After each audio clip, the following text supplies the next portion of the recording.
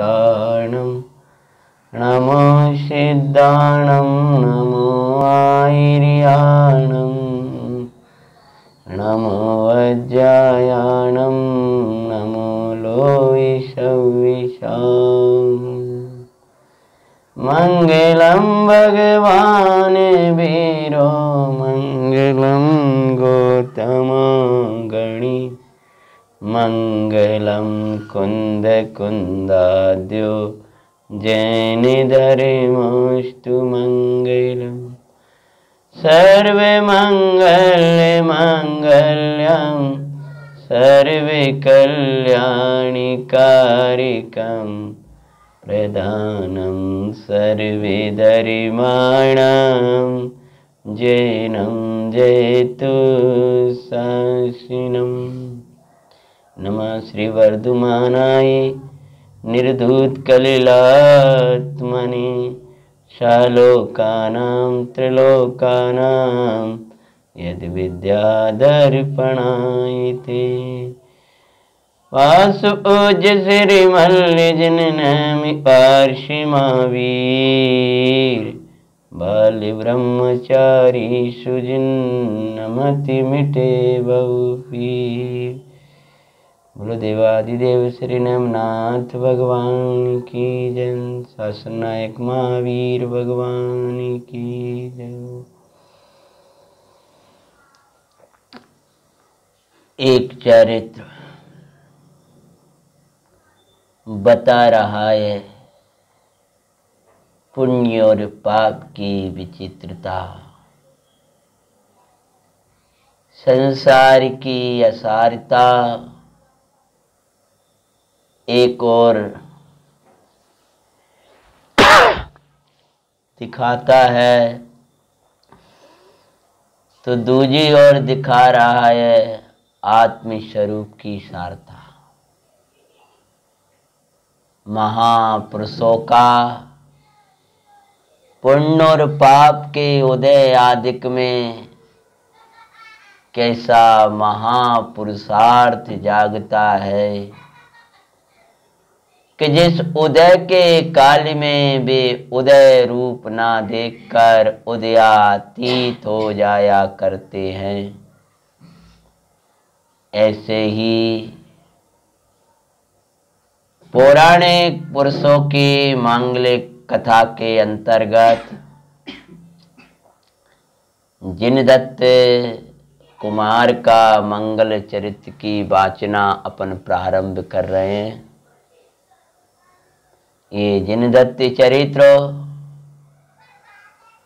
नाम से ग्रंथ है और भी कई जगह पुराणों में कथा आई है। उसको आधार बनाकर ये पद्यमय रचना के द्वारा अपन श्री जिनदत्त का मांगलिक चरित्र प्रारंभ कर रहे हैं। बोलो शासन नायक महावीर भगवान की जय। जैन पुराणों का की मंगल में गाथा गाते हैं, जिनदत्त का मंगलकारी चरित्र सुनाते हैं।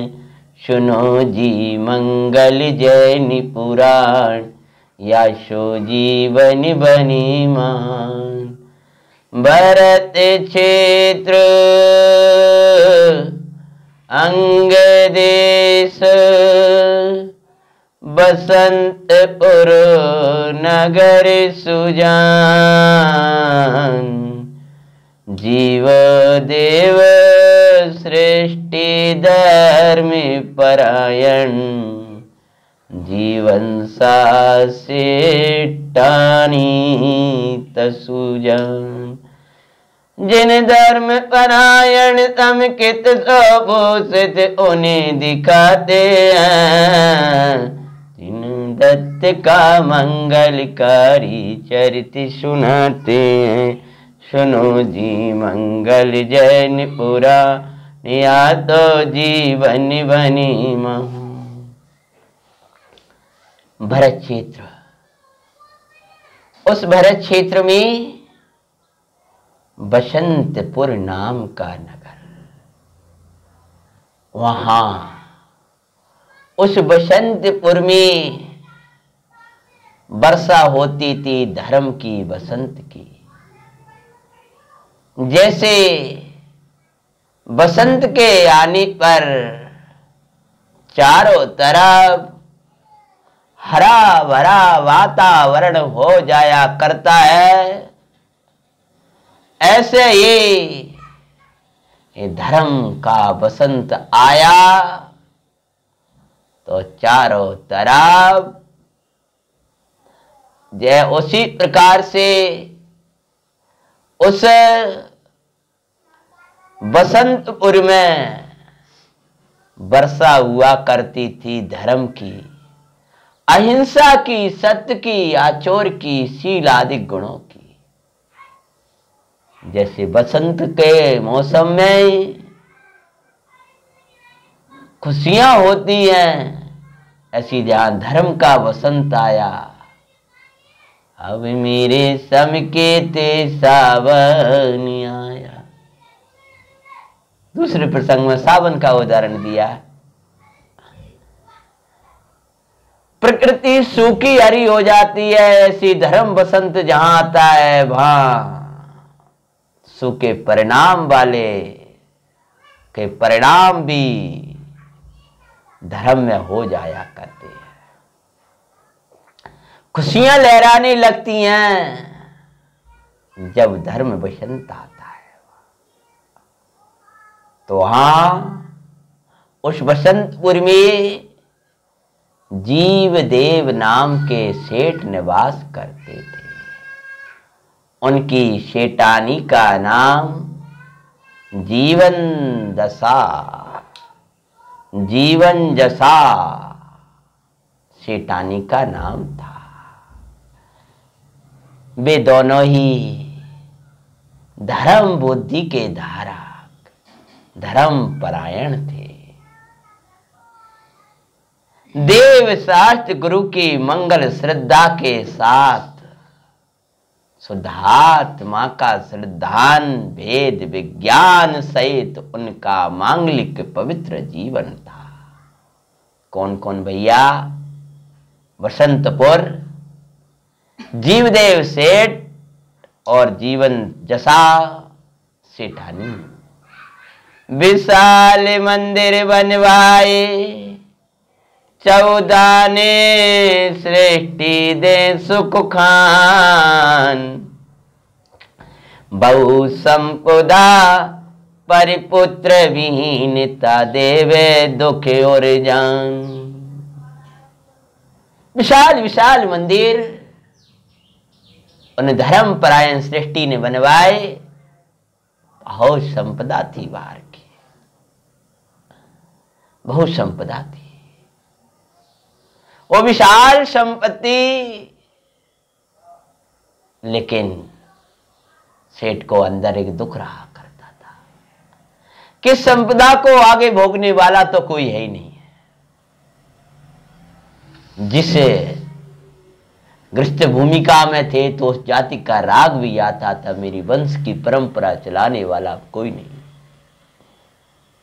तो इस बात का दुख होता था कि मेरे पुत्र नहीं है। जो समकित विनय बहु शास्त्र ज्ञानी सो सुख ना पाते हैं। जिन्हीं दत्त का मंगलकारी चरित सुनाते। बहुत संपदा है, बहुत सब राशि वैभव सेठ के पास, पशु संपदा में का उत्तराधिकारी ना होने से सेठ विचार करते थे कि मेरी संपदा ही भोगने वाला है, कुली चलाने वाला नहीं, मुझे निश्चिंतता देने वाला भी कोई नहीं। इस मोह के विकल्प आते हैं, पर निश्चिंतता देने वाला तत्व ज्ञान ही होता है। तत्व ज्ञान बिना जीव निश्चिंत नहीं होता है। राग की भूमि में विकल्प आता था, कोई इसको संभाले, इस भार को संभाले, और मैं निर्भर होकर के संयम को धारण करूं। पर कोई संभाले कि ना संभाले, जिनको वैराग्य आ जाता है वे ऐसी छोड़ करके जीर्ण तृणवत त्यागी। 6 खंड का राज और 6 महीने का पोता कैसे चलाएगा, क्या सोचा होगा उन चक्रवर्ती ने। लेकिन सेठ को उस ग्रस्त भूमिका में, सेठ और सेठानी को पुत्र ना होने का दुख हुआ करता था। आचार्य भगवान कहते हैं जैसे सेठ के पास में बहुत विशाल संपदा है तो भी सेठ को पुत्र के बिना दुख हो रहा है, उसी प्रकार बहुत शास्त्र ज्ञान हो, बहुत क्रिया हो, पर सम्यक के बिना उस संपदा को संभालने वाला कौन है? सम्यक के बिना उसे को सम्यक संज्ञा देने वाला कौन है? ज्यों पुत्र बिना बहुत संपदा, काम की ना जान, राजा निज भंडार भरेगा, मालिक लख ना दीमान। त्यों ही बहु क्रिया बात बटन सब आश्रव के खातिर में जाती है, जिन्हें दत्त का मंगलकारी चरित सुनाते हैं। सुनो जी मंगल जैन पुराण, या तो जीवन बनी महान। अगर वही संपदा जो पुत्र बिना बहु संपदा, काम की न जान, राजा निज भंडार भरेगा, मालिक लख ना दीमान। जैसे वो संपदा बहुत है लेकिन अगर उसका कोई मालिक नहीं मिला तो आखिर राजा अपने भंडार भर लेता है, राजा के भंडार में चली जाती है। उसी प्रकार से बहुत शास्त्र पठन, व्रत आदि नियमों का पालन, ये सब भी अगर सम्यक नहीं है तो आश्रव का भंडारा भर देती है, अर्थात पुण्य की खातिर में जाती है, वह आश्रव का ही कारण बनता है। मुनिवर एक बार उस नगरी में दिगंबर मुनिराज का मंगल आगमन हुआ है। चारों तरफ खुशियां छाई और मुनिराज का धर्म उपदेश होने लगा। ये धर्म पर्व 10 लक्षण चल रहे हैं और धर्म का उपदेश हो रहा था। ये भव्य मोह और क्षोभ से रहित होकर के साम्य भाव को धारण करो, यही धर्म है। जिसके जीवन में साम्य भाव होता है उसको प्रतिकूल संयोगों में, प्रतिकूल प्रसंगों में चित्त उसका क्षोभित नहीं होता।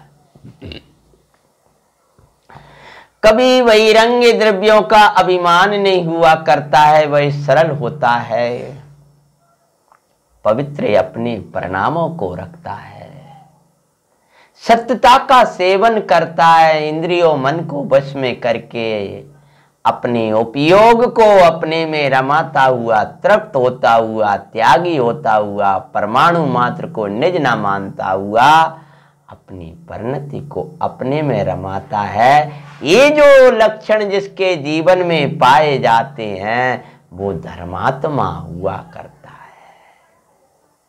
मुनिराज का मांगलिक धर्म का उपदेश यानी सुख का उपदेश, शांति का उपदेश होगा। धर्मुनिवर से पूछा, धर्मोपदेश दे धैर्य बनाए भाई। मुनिराज का उपदेश हुआ। उसके बाद में सेठ बोले, हे भगवान, हे गुरुवर, आप तो ज्ञानी ध्यानी हैं, आप सब जानते हो, मेरे अंदर जो विकल्प चलता है, हे गुरु महाराज, वस्तु रूप को जानता हुआ भी मुझे विकल्प चला करता है, ये कैसे समाप्त होगा गुरु महाराज? ये विकल्प किस विधि से समाप्त होगा? सेठ ने डायरेक्ट ये भी नहीं पूछा मेरे पुत्र कैसे होगा, पुत्र होगा कि नहीं होगा, मेरा दुख पुत्र है कि नहीं है इसका नहीं है, मेरा दुख तो पुत्र की चाह के कारण से है। यानी प्रभु मेरी ये चाह कैसे नष्ट हो, किस विधि से होगी, कब होगी, अभी तो बहुत विचार भी करता हूं, लेकिन ये बार बार वो विकल्प मुझे सताता है। सेठानी भी हाथ जोड़ के कहने लगी, हाँ महाराज, जानते हैं वस्तु का परिणमन है, क्या रखा है, काय का पुत्र, किसके बेटे, किसके कौन संपदाएं, फिर भी महाराज आता है विकल्प। तो महाराज बोले हैं, होगा ये कार्य धर्म भाव न भावो, तुम तो अरे सुखदाई, पर्याय अपने सुकाल में आए, चिंता सो व्यर्थ गुख पाते हैं, जिन्हें दत्त का मंगलकारी चरित सुनाते हैं।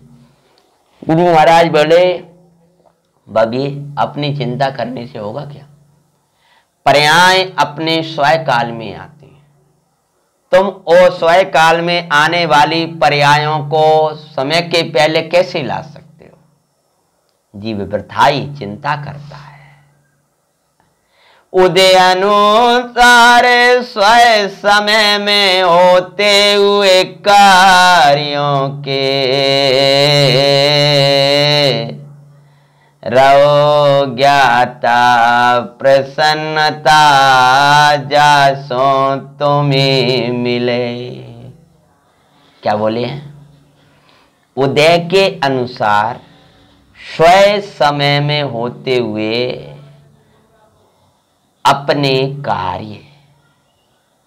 कार्य में निमित्त बहिरंग कामों के निमित्त उसका कर्म का उदय, और होगी वो अपने परिणमन में स्वयं समय में। पर तुमको क्या करना है कि तुम ना स्वयं समय ला सकते हो उसका, ना उदय को पलट सकते हो। रहो ज्ञाता, जब आना होगी तब आएगी, प्रसन्नता जिससे तुम्हें मिले, चिंता तुम्हारी मिट जाएगी, तुम तो ज्ञाता रहो उसका। भविष्य की चिंता से वर्तमान मूढ़ई खोते हैं, जिन्हें दत्त का मंगलकारी चरित सुनाते हैं। गुरु महाराज का उपदेश हुआ, सेठ और सेठानी के पुत्र तो नहीं हुआ, पर चिंता मिट गई। भैया अगर तुम उपदेश सुनने जाओगे तो वो तुम्हें संपदा मिल पाए कि ना मिल पाए, वो वस्तुएं मिल पाए कि ना मिल पाए, वो जब मिलेगी तब मिलेगी, और ना भी मिले और मिल भी जाए, लेकिन चिंता आज ही मिट जाएगी, प्रसन्नता आज ही हो जाएगी। यही जिन वचन सुनने का उत्तम फल है। अगर कोई सामान्य रूप में कहेगा तो कहेगा ऐसा व्रत करो, नियम करो, संयम करो, फिर तुम्हारा पुण्य बढ़ेगा, तब वो होगा। लेकिन ये समय सार कहेगा हरियाली मिटा दे तुम्हारी चिंता। वो कार्य हो कि ना हो, लेकिन उसकी चिंता आज ही मिटी, और चिंता आज ही मिटी तो दुख भी आज ही मिट गया। प्रसन्न हुए मुनिराज का उपदेश सुन करके, और तत्संबंधी विकल्प समन हो गया, शांत हो गया थोड़ा सा। और जितनी शांत हुआ उतनी शांति अंतरंग में मिली। लेकिन कुछ दिन बाद समय बीतते सेठानी ने एक पुत्र को जन्म दिया। चिंता करने से कार्य पहले नहीं हो जाते। चिंता छोड़ो, पुण्य बढ़ेगा, धर्म कार्यों में लग गए तो पुण्य की विभूति सहज आ जाती है, और विभूति के पहले ही भेद विज्ञान हो जाता है। वस्तु व्यवस्था कुछ अलग है भाई। एक पुत्र को जन्म दिया, सृष्टि खुशियां मनाए नामे जिन दात रखो दिया। सेठ खुशी मनाने लगे, जिनेंद्र भगवान के जिन दत्त मानो जितेंद्रिय पना को देने वाला, अथवा तो जिनेंद्र भगवान की भक्ति पुण्य से बंधे हुए, पुण्य से मिला हुआ। इस तरह से उस बालक का नाम जिन दत्त रखा और बड़े खुशी हुए। तत्व ज्ञान के संस्कार पूर्व से पाते दिखते हैं, जिन्हें दत्त का मंगलकारी चरित्र सुनाते हैं। सेठ और सेठानी ने तो संस्कार दिए ही, लेकिन जिन दत्त को पहले से ही संस्कार तत्व ज्ञान के लेकर के कुछ आया था, माता तो लोरी सुनाती थी, लेकिन वो लोरी पहले जैसे सुनकर आया। तुझे तू ही ज्ञाता तू ही देष्टा, सुख सृष्टि का तू श्रेष्ठा,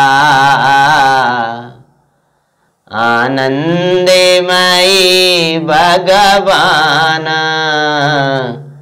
लखना ज्ञाय के अम्लानी।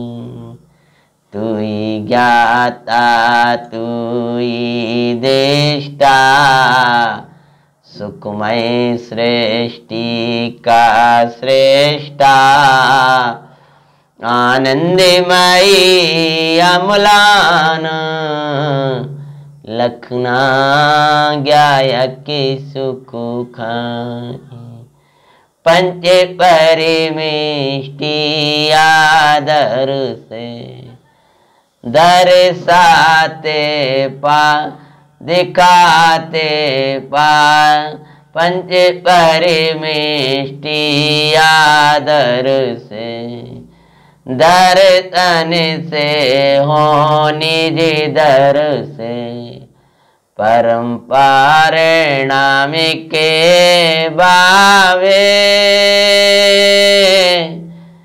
परम परिणाम के ध्रुव भाव, लखला तुम तो चिद भाव, उसके आश्रय में आनंद, अंतर से सहज बरसता। तू ही ज्ञाता तू ही दृष्टा, सुख में सृष्टि का श्रेष्ठा। अरे निर्मल पर आए विललना, तेरे से तो बिन्नी कहीं ओ दाए के बावी तो छोड़ो, छाए के भी बिन्नी काय, ऐसा परिणामी के द्रव, अंतर मुख्य कर लखना। तू ही ज्ञाता तू ही देष्टा, सुख में सृष्टि का श्रेष्ठा। समय बीतता गया, बालक युवा अवस्था को प्राप्त हो गया। चैतन्य का रसिया, स्वानुभव का रस पीने वाला, सम्यक दर्शनमय जिसकी परिणति, निशंकता निकांचिता निर्विचिकित्सा आदि गुणों से विभूषित उसका व्यवहार, आत्मा का रसिया, ना रस लगता था कहीं। युवा अवस्था में प्रवेश हो गया जिन दत्त का। और क्या होता है,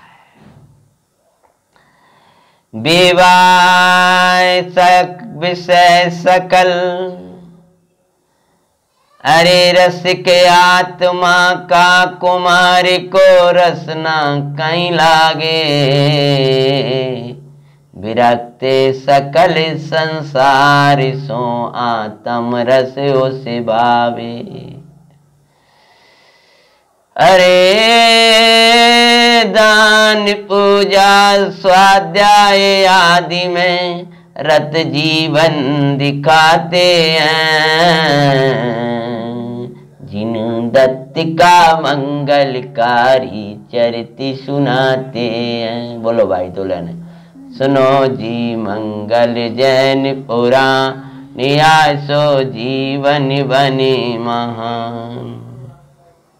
विवाह के लिए सेठ युवा कुमार को देख करके विवाह की तैयारियां करने लगे। जिन दत्त को तो भाता था अपना चैतन्य, विवाह के लिए अनेक कन्याओं के प्रस्ताव आने लगे। उन कन्याओं के चित्र भी, फोटो जिसको आज की भाषा में कहें, एक से एक सुंदर लौकिक जीवों के लिए कहने लाया। कुमार के सामने वे चित्र रखें, लेकिन कुमार का चित्त कहीं लगता ही नहीं था। उनका देख करके विरक्त हो जाया करते थे।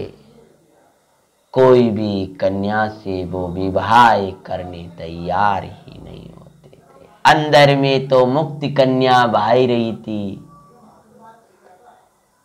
अंदर में भगवान आत्मा की प्रतीति का रस, अंदर में भगवान स्वानुभव का रस पी लिया था, तो बाहर के विषय के रस तो फीके पड़ गए थे। लेकिन गृहस्थ के योग विकल्प होने पर भी उस गृहस्थ जीवन की संचालिका के योग्य कन्या उनको कोई समझ में भी नहीं आती थी। उनकी ऐसी परिणति को देख करके सेठ समझने लगे, जे पूजा दान स्वात्मानुभवन की रसिया, इसका कहीं चित्त भी नहीं लगता है, कहीं दीक्षा ना ले ले। उसी प्रकार के मित्रों का समागम करवाया। कुछ मित्रों का उस प्रकार के मनोवृष्टि नहीं, कुछ ऐसी बात करके इनसे पूछ सके इनका अंतरंग। उन मित्रों ने भी कई बार प्रयास किए, कई स्थानों पर जिन दत्त को ले जाएं कि इसका चित्त में कोई ऐसा विकल्प खड़ा हो जो विवाह आदि के लिए खुद आग्रह करे और कहीं एकाध कन्या को पसंद करें, लेकिन ऐसा कोई प्रसंग ही नहीं बना। वे देखें और देखकर कुछ नहीं बोले, मेरे योग्य कोई नहीं है। तो सेठ को लगता है दीक्षा ले लेंगे, लेकिन कुछ दिन के बाद एक घटना घटी। क्या घटना घटी? सृष्टि मित्र सहित उपवन में भ्रमण को वो तो जाते हैं। एक उपवन में भ्रमण कर रहे थे और भ्रमण करते हुए वहां क्या देखते हैं? सृष्टि कन्या भी मिला के एक थान अनेक चित्र लागे, दान पूजा आदि कार्यों में रत कन्या कुंवर का चित्तो हरे। देख दृश्य ओ प्रसन्न मित्र जीव देव सो कहते हैं, तीन दत्त का मंगलकारी चरित्र सुनाते हैं। उस कन्या विमला नाम था। वो दान कर रही है, वो पूजन कर रही है, वो अपनी योग्य वस्त्राभूषण पहने कहीं आत्मा सामायिक कर रही है। ऐसे चित्र किसी चित्रकार ने उस उपवन में बना दिए थे उस सेठ के और सेठ कन्या के। जब वे बनाए, उनको देखकर जिनदत्त एकदम देखता रह गया और देखता रह गया। तब मित्र बोले क्या बात है, क्या बात है। बस इतना ही कहा, धर्म परायण संगिनी हो तो ऐसी, जिसकी धर्ममय जीवन हो, जिसके लौकिक चित्र भी, लौकिक स्थान पर लगे चित्र भी धर्ममय लगे। और फिर बस आकर के वही विकल्प आया, उसके चित्र बसे थे। सेठ से कहा कि आज कुमार को कोई कन्या के प्रति कोई विकल्प खड़ा हुआ है, पता नहीं वो किसकी कन्या है, कहाँ की है। तब उस चित्रकार को बुलवाया जिसने वे चित्र बनाए थे। सेठ तो इसी इंतजार में था। बोले अब पता नहीं है, लेकिन सेठ ने तत्काल ही, और धनाढ़ सेठ थे, उस चित्रकार को बुलाया, बहुत सा इनाम दिया। तो उन्हें बहुत सुंदर चित्र बनाए। हम तुमसे प्रसन्न हैं कि तुमने इस रूप के चित्र बनाए हैं जो हमारे कुमार को पसंद आए हैं। बोले महाराज, ये रूप उसका स्वयं का ऐसा ही जीवन है, और सेठ ने भी हमारी बेटी से कोई सीख है तो ये सीख है। इसके लिए वो धर्मात्मा सेठ ने उस कन्या के चित्र भी बनवाए तो ऐसे बनवाए। धन्य है वे धर्मात्मा जन जो अपने बेटी और बेटाओं को उत्तम संस्कार दे करके वे संस्कारमय जीवन सबको बताते हैं कि हमारे बच्चे ऐसे हैं। नहीं उल्टे सीधे कपड़े पहनाकर, ड्रेस पहनाकर क्या दिखाना चाहते हो पाश्चात्य संस्कृति। अगर तुम्हारा बालिका जिन पूजा कर रही है, बच्चा जिन पूजा कर रहा है, दान कर रहा है, अच्छे अच्छे उत्तम उत्तम कार्य कर रहा है, वे दिखाने लायक होते हैं। अन्य क्या दिखाना। जैसे आत्मा ही देखने लायक है और आत्मा ही दिखाने लायक है, ऐसी धर्म क्रियाएं भी देखने लायक है। वे ही अपने जीवन से प्रदर्शन के लिए, धर्म नहीं अपितु आत्म प्रभावना के लिए सहज पने कोई दिखे तो वे ही दिखाने लायक है। धर्म क्रिया करते हुए, धोती दुपट्टा पहन कर जाते हुए हमारे भाइयों को कभी संकोच नहीं करना चाहिए, क्योंकि आप धर्म की क्रिया दिखा रहे हो। योग्य वस्त्राभूषण पहनकर शील की मर्यादा में जाती हुई हमारी बहनों को कभी संकोच नहीं करना चाहिए, क्योंकि आप शील की मर्यादा सिखा रहे हो। ऐसे लोक के सौंदर्य के सहित धर्म का सौंदर्य धारती है। महाराज, उसका लौकिक सौंदर्य तो आपने देखा ही है, ये सृष्टि, लेकिन धर्म का अद्भुत सौंदर्य उसके जीवन में। क्या सौंदर्य है धर्म का। नैन सुंदर, नक्श का वर्णन करने लगा हूं, उसका नैन सुंदर है। कैसे। जिन दरस सो दिव्या, जिन गुण गान सो। कन्या का नैन, आंख बहुत सुंदर है, क्योंकि उसके अंदर में शील बसा है उन नैनों में। जिन भगवान का रूप बसा है और जिनेंद्र के गुणगान से उसकी जिव्या सुंदर है। अरे पग सुंदर तीरथ बंधन सो, कर पात्र दान सो। उसके पैर बहुत सुंदर है, क्योंकि वो जिन मंदिर जाती है, तीर्थ बंदना को जाती है। और उसके हाथ सुंदर हैं, कैसे कि पात्र दान से। प्रभु परमेष्टि के ध्यान सो। और क्या करती है। पंच परमेष्टि का ध्यान लगाती है वो। प्रभु परमेष्टि के ध्यान सो, सर्वांगे सुंदर दिखते हैं। जिन्हें दत्त का मंगलकारी चरित सुनाते हैं। और पंच परमेष्टि जब ध्यान में बैठी है तो अंग अंग सुंदर हो जाता है। ध्यान ऐसा है जो सर्वांग में सौंदर्य प्रकट कर देता है। और प्रसन्न होकर के सेठ ने कि कौन की कन्या है, तो चंपापुर के सृष्टि की वही कन्या थी। प्रस्ताव भेजा, कुमार का फोटो और कुमार की सब धार्मिक प्रवृत्ति का चित्र उस चित्रकार ने भी बनाया। सेठ भी इसी विकल्प में थे कि मेरी कन्या की ओर योग्य कोई वर मिल जाए। प्रसन्न होकर के उन्होंने विमला का विवाह जिनदत्त के साथ कर दिया। हो प्रसन्न श्रेष्ठी विमला संग विवाह करते, विरक्त भाव सो कुंवर ग्रस्ते माई अब भरते। अंतर में स्वानुभूति का अमृत वो तो पीते जिन दत्त का मंगलकारी चरित सुनाते। 12वीं,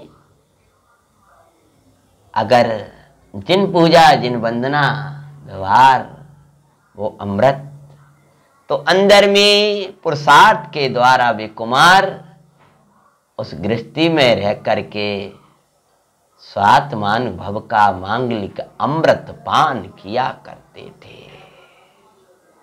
दान आदि आवश्यक कार्य में पूर्वत कुमार बरते। ओ विमला उनका मंगल साथ देती हुई दिखे। दान पूजा आदि कार्य कुमार पहले से और अधिक गृहस्थी के कार्य किया करते थे। गृहस्थ जीवन है तो गृहस्थ जीवन के कुछ कर्तव्य भी हैं भाई। गृहस्थ का अर्थ भ्रष्ट नहीं हुआ करता है। दिव्य पूजा, गुरु उपासना, स्वाध्याय, संयम, तप और दान, ये गृहस्थ जीवन के लक्षण हैं। गृहस्थ जीवन जब होता है तब इन रूप उनका बर्तन होता है। व्यवहार आवश्यक में नहीं होगा तो अनावश्यक में होगा। व्यवहार आवश्यक में आकर परम आवश्यक को ग्रहण करना चाहिए। कुमार दान आदि दिया करते थे और अब तो कुमार चारों प्रकार के दान, पात्र दान में खूब धन खर्च करते। एक विशाल मंदिर बनवाया और अन्य जगह भी जिनालय आदि वंदना होने लगे तब उन्होंने बहुत रत्न भिजवाए। जब एक जगह के लिए रत्न भिजवाने का प्रसंग बना तो रत्न और वो खजाना ले जाकर खूब भिजवाया करते थे। मंदिरों के लिए आहार दान, औषधि दान, अभय दान, ज्ञान दान, 4 प्रकार के दान। धन की सार्थकता वास्तव में पात्र दान से है और ज्ञानी कहते हैं जीवन की सार्थकता तत्व ज्ञान से है। तो धन को भी सार्थक करते थे वे कुमार और तत्व भावना के द्वारा अपने जीवन के क्षण क्षण को भी वे सार्थक किया करते थे। लेकिन एक बार का प्रसंग है जब उन्होंने बहुत सा धन खर्च किया है। सेठ तो सोचते थे चाहे तो ये इसका दान कर ले, चाहे भोग ले, जिसको जो योग्य करना हो वही करे।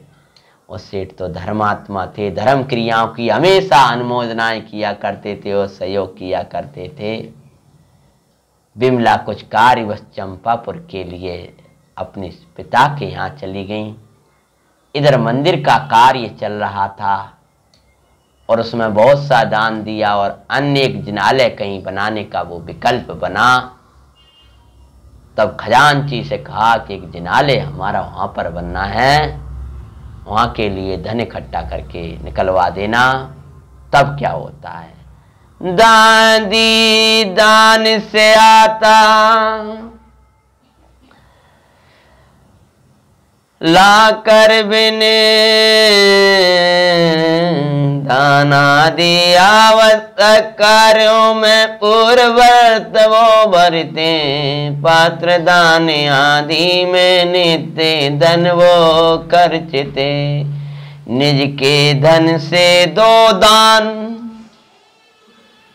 लोक में कहा जाता है दातार दे भंडारी का पेट पिराए। ये हमारी उधर की सूक्तियां हैं, मन वो लोक प्रचलन है कि देने वाला है वो खजांची का जबरदस्ती वो लगा अपना चलाने के लिए। तो वो भंडारी जो था बहुत पुराना था, बुजुर्ग था, वो तत्वज्ञान से उस प्रकार का शून्य था, उसको रात दिन चिंताएं होने लगी। कुमार करता क्या है, कुछ कमाता तो है नहीं और पिता के भंडार पूरे खाली और खरे देता है। तो एक दिन बोले बेट इधर आओ। बोले क्या? कि तुम ये दान तो देते रहते हो और कमाई विशेष कुछ करते नहीं, लेकिन वो क्या जाने मूर्ख के दान देना ही कमाना है, क्योंकि जो पुण्य मिलती है वो संपदा सब पुण्य से मिली हुई है।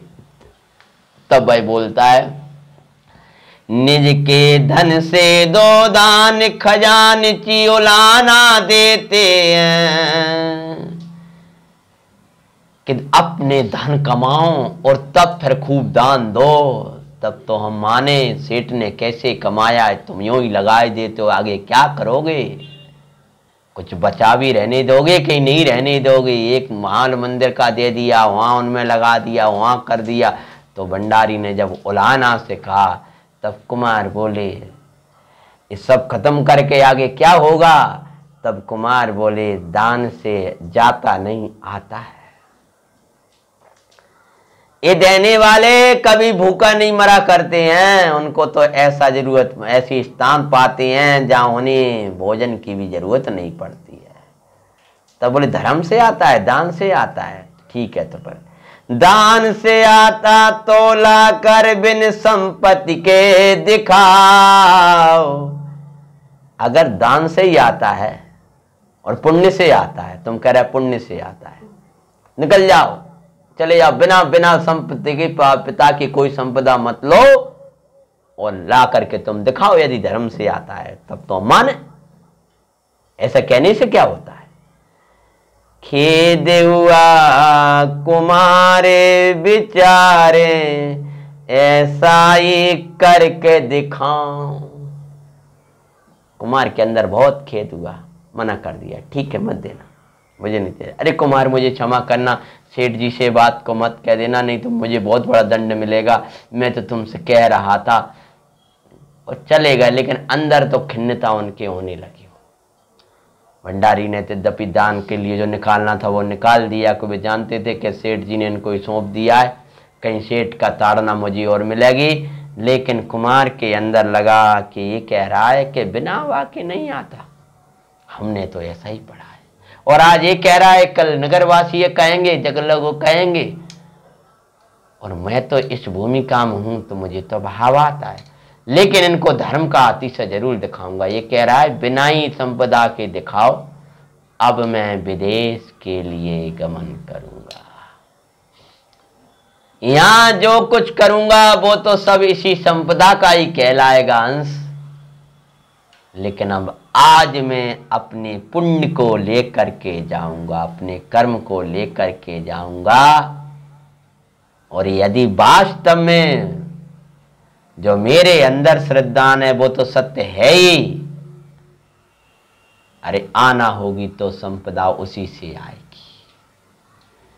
धर्म का अतिशय अद्भुत है, सबई को दिखाते हैं, जिन्हें दत्त का मंगलकारी चरित्र सुनाते हैं।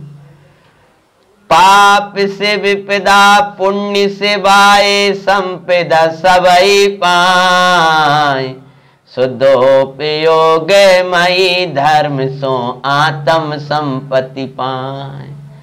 इसको दिखाऊंगा इस जग को, कर विचार विदेश को जाते हैं, जिन्हें दत्त का मंगलकारी चरित्र सुनाते हैं। पिता से कहा, पिताजी पाप से विपदा है, पुण्य से भाई संपदा, वो शुद्ध उपयोगमयी धर्म से आत्मिक संपदाएं मिलती है।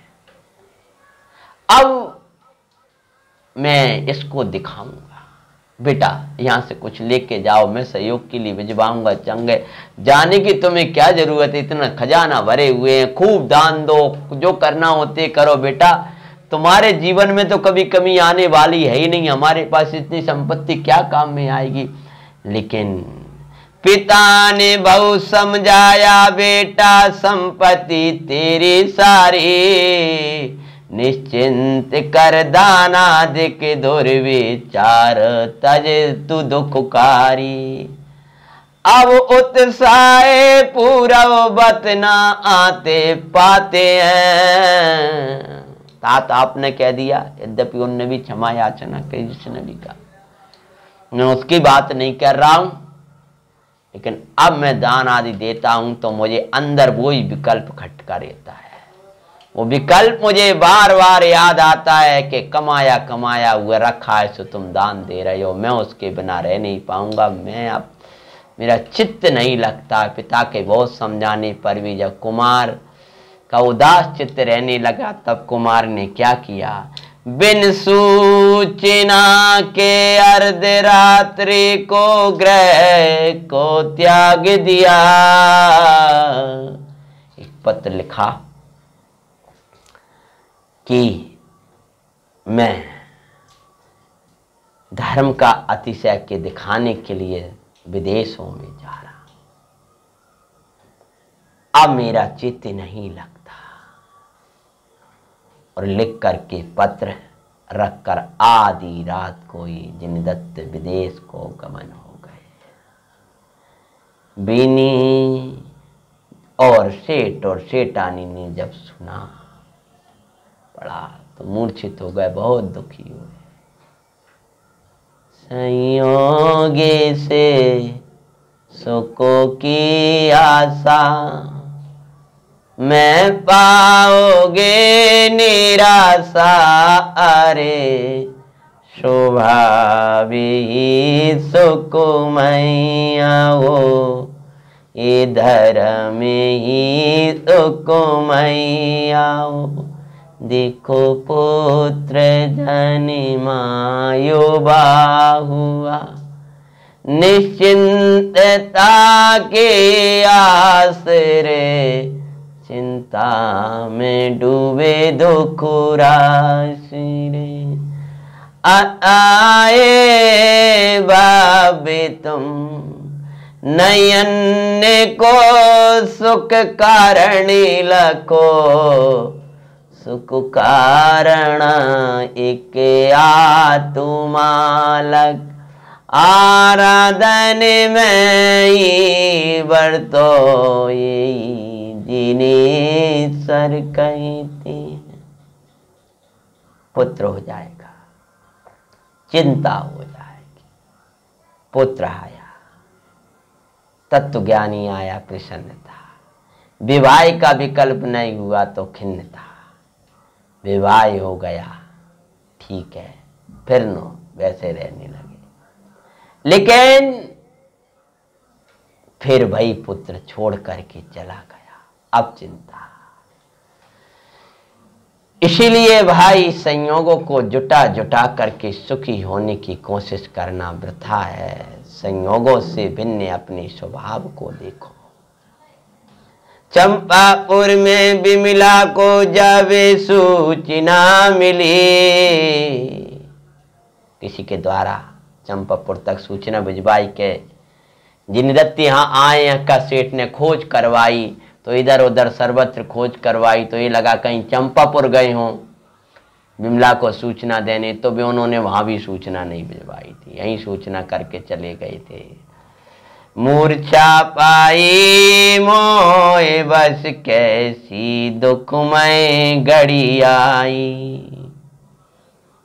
के जिनदत्त इस प्रसंग से गृह को त्याग करके विदेशों में धन कमाने बिना वाके चले गए हैं। कहीं चंपापुर तुम्हारे सहयोग के तुम्हारे पास आए तो बताना, तो जब पिता की संपत्ति नहीं ली तो ससुर की संपदा वो क्या लेंगे। इसलिए कोई नहीं। वहां जब सूचना मिली तो बिमला को बड़ा दुख हुआ, मूर्छित हो गई, लेकिन बाद में तत्व ज्ञान ने धैर्य दिलाया। भो आत्मन संयोग सभी, पहले तो विचार किया, मैंने वियोग कराया उसी का उदय आता लखते हैं। ओ जिन्हें दत्त का मंगलकारी चरित सुनाते हैं, मैंने किसी का वियोग कराया होगा। पहले कर्म की ओर से विचार किया, फिर परिणाम का विचार करने लगी, कभी मैंने भी ऐसा ही किया होगा, सो आज मुझे भी पति का वियोग देखना पड़ा। और क्या विचारने लगी, ओम वो आत्मन संयोग सभी वियोग में जानो, ऐसा कोई संयोग ना जो वियोग जिसका वियोग ना हो।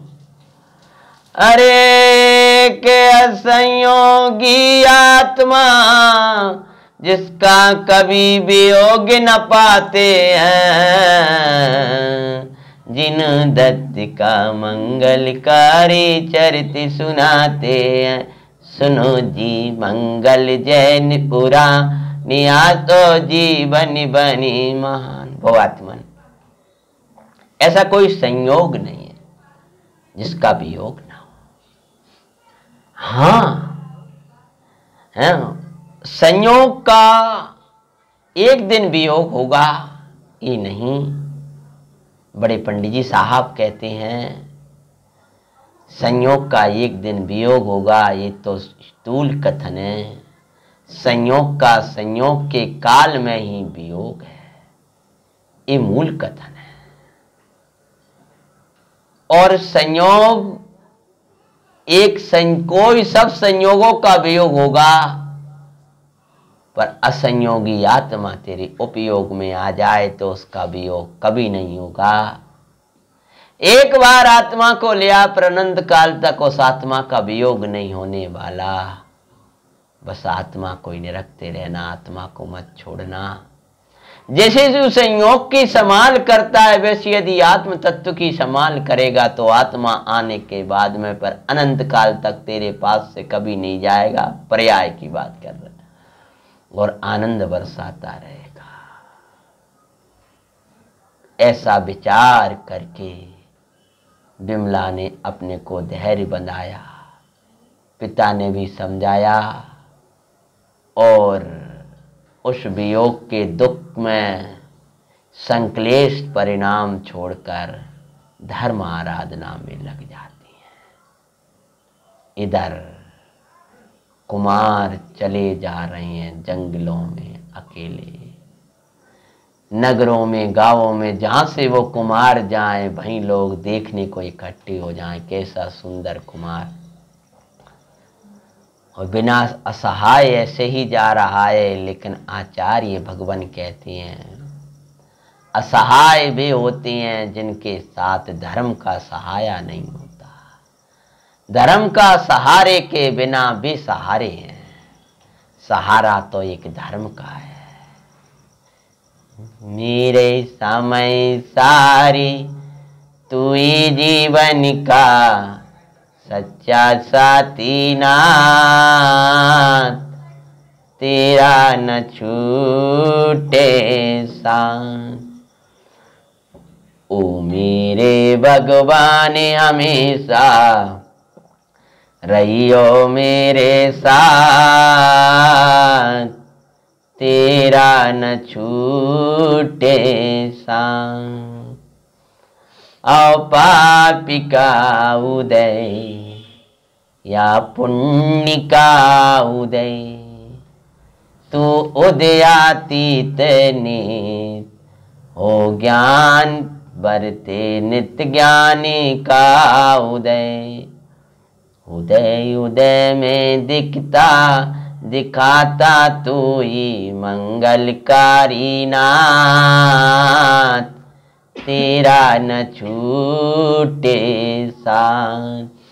ओ मेरे भगवान हमेशा रहियो मेरे साथ, तेरा न छूटे साथ। एकाकी कुंवारे एकाकी ओ कुंवारे जाता, एक धर्म ही था साथ। भूखा प्यासा जंगल पर्वत में कोई नहीं था साथ। घर तो छोड़कर आया था, बिमला को भी सूचना नहीं दी थी, क्योंकि कुमार ने पुराण पढ़े होंगे कि जहां जहां सूचना देते हैं वहां वहां साथ बन जाता है। और विचारने लगे जब मेरी व्यवस्था नहीं है तो उनकी व्यवस्था क्या होगी। यूं विचार करके मानो धर्म जिसके साथ में है दुख आएगा लेकिन सुखी हो जाएगा धर्म के प्रताप से।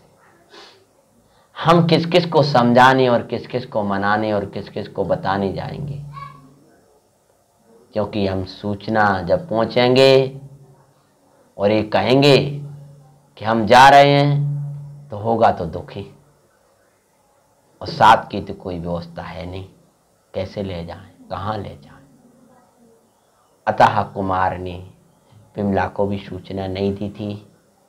अकेले जंगल पर्वतों को पार करते हुए चले जा रहे हैं, बस उदय को लेकर धन कमाने, धर्म का अतिशय दिखाने। कोई को तो ये लगता होगा कैसा क्या स्थिति है, ऐसे कहीं धन कमाया जाता है घर छोड़ करके, भोजन नहीं मिलेगा। लेकिन वे कह रहे थे जे हमने जब ये सिद्धांत पढ़े हैं तो भी सत्य है ना।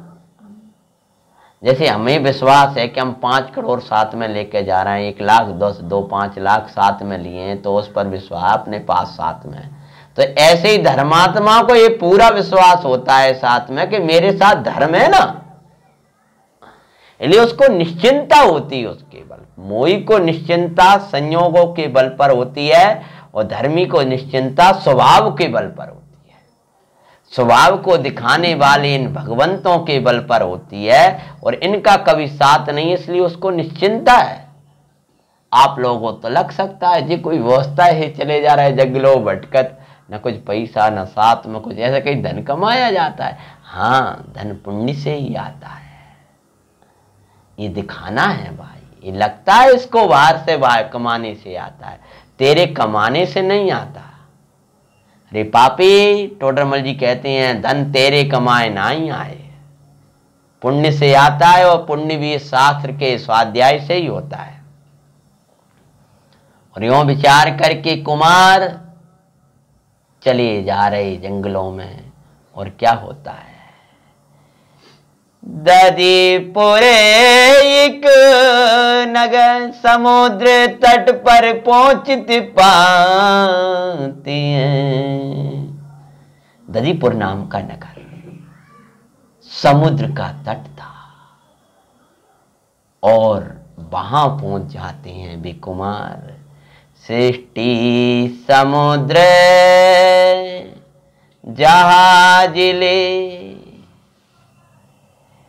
धन कमाने को जाए, रुका जहाजी सब यत्न किए पर चलता ना पाए। एक सेठ, भाई सेठ, उस सेठ का जहाज धन कमाने जा रहा था, बहुत सारा धन इकट्ठा था, और अचानक दधीपुर के किनारे जो समुद्र का तट था वहां आकर रुक गया, और जहाज चले ही ना, कि जहाज तो कोई का इंतजार कर रहा था ना, तो वो चलने को तैयार ही नहीं हो रहा था। सेठ ने सब यत्न किए, मंत्र तंत्र तांत्रिक बुलाए, जहाज के चलाने वाले बड़े बड़े संचालकों को बुलाया, लेकिन जहाज रुका हुआ पड़ा था, चल नहीं पा रहा था। सेठ बड़ा चिंतित था कि क्या करूं, क्या उपाय है। सबने अनेक उपाय बताए, लेकिन को सब उपाय फैल हो चुके थे। तब तक क्या होता है, रुका जहाज सब यत्न किए पर चलता नहीं पाए, जो मिथ्या दृष्टि के सुख का जहाजे रोका ही पाते हैं। रे जिन दत्त का मंगलकारी चरित सुनाते हैं। सुनो जी मंगल जैन पुरा नियासो जीवनी बनी महान। जैसे मिथ्या दृष्टि का जहाज, सुख का जहाज रुका है, उसको कोई नहीं चला सकता। सुख के लिए सब यत्न कर ले, सब सुबह स्वभाव कर ले, तो भी कभी सुख की शांति की प्राप्ति नहीं हो सकती। और ऐसा करते हुए वो जहाज रुका पड़ा। सेठ को चिंता, जो कुमार पहुंचे हैं, कुमार की मुद्रा, कुमार का सौंदर्य। सेठ को जब उनने वो समुद्र का तट देखा, भ्रमण करते हुए वहां गए, ये क्या है भाई ये व्यवस्था? तब सेठ बोले हैं, सेठ के मालिक उनको देख करके, नौकर मालिक क्यों इकट्ठे हुए और बताने लगे, हे भाई, हे देव कुमार, ये ऐसा ऐसा जहाज महीनों का रुका, हमने सब यत्न किए लेकिन ये चलता नहीं है। बोले ये चल जाए तो तब सब ने कहा ये तो बहुत उत्तम हो जाएगा। सेठ ने तो यहां तक कि कह दिया कि जो भी इस जहाज को चलवा देगा, धन का कमाने का हम जो लेके आएंगे वो आधा मालिक होगा, माना आधा उसका हिस्सा रहेगा, आधा हमारा रहेगा। ये घोषणा के बाद में भी बड़े बड़े लोग आए, लेकिन कोई नहीं चला पाया है। सेठ तो अपने घर भी लौट कर नहीं जा पा रहे हैं, कोई उपाय समझ में नहीं आ रहा है। तभी सूचना ये चर्चा कर रहे, तब तक सेठ तक पहुंचे कोई देवों जैसा कुमार सुंदर था। वो कह रहा है ये जहाज चल जाए तो। तब तक सेठ नहीं आए और प्रार्थना करी, कुमारी ने का दुख ना वेदो, जहाजे अभी चला। दुख का वेदन मत करो, ये जहाज अभी चलता है। और भी गए हैं निकल। उन्होंने कहा क्या औजार लाएं, क्या क्या लाएं, कोई लाने की जरूरत नहीं है। और कुमार ने एकाग्र हुए, प्रभु नाम सुमरा, क्योंकि उन्हें लग रहा था कि जहाज चलेगा किसके बल पर। वो कह रहे थे आधा धन का मालिक बनोगे, तो ये आ गए, व्यवस्था कर दी। और भगवान का नाम सुमर कर और परिणामों का हाथ लगाया। परम पूज्य जैन धर्म की है। जो हाथ लगाया सो आवाज हुई, तीक्ष्ण आवाज हुई। वो आवाज इतनी तेज हो रही थी, चारों तरफ देखने लगे कि आवाज कौन कर रहा है, कि जहाज में से आ रही है, कोई देव कर रहा है। जो आवाज और जयकार हुई है, ऊपर से जयकारा लगने लगे चारों तरफ, क्योंकि भाई जहाज खराब नहीं हुआ था, वो जहाज किसी ने रोका था। वो जहाज रोकने वाला कौन था? जो आए एकदम चिखाड़ आवाजें आई हैं और वह सामने आ गया है। आखिर कौन है वो रोकने वाला? कैसे चलेगा ये जहाज? कैसे कमाएंगे बिना धन के धन? क्या धर्म का क्या अतिशय होता है? कथा में अपन आगे वाँचेंगे। जिन्हें दत्त का मंगलकारी चरित सुनाते हैं। सुनो जी मंगल जैन पुराण, आसो जीवन बनी।